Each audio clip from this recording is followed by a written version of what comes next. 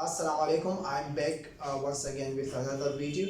This time on pronunciation. زه یو ځل بیا ستاسو وړاندې حاضر یم په ویډیو کوم په pronunciation باندې. بعضې وخت کې موږ نه سوال کېږي چې څنګه دا ولې چې زموږ او د نیټیو سپیکرز په pronunciation کې د ځمکه او اسمان فرق وي او موږ څه کولی شو چې زموږ pronunciation که د هغوی غوندې نه شي نو هغوی ته نږدې شي.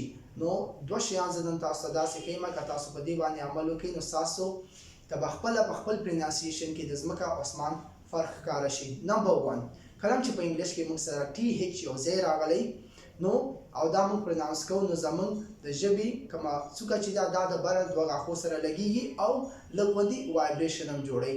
زه به تاسو ته اوس یو څو مثالونه وړاندې کړم. فار ایگزامپل فادر کې چې دی ټي هیچ یو ځای راغلی چې زه کله پرناونس کوم زما ژبه چې دی د بره غاښو سره لګېږي.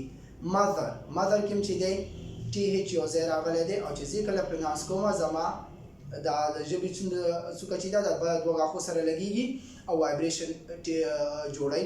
یو نور اگزامپلز this, these, that, those, thanks.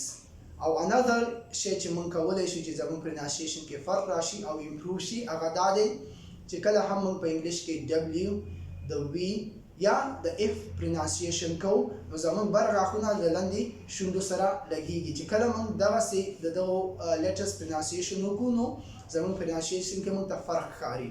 فار ایگزامپل verb, word, work, father.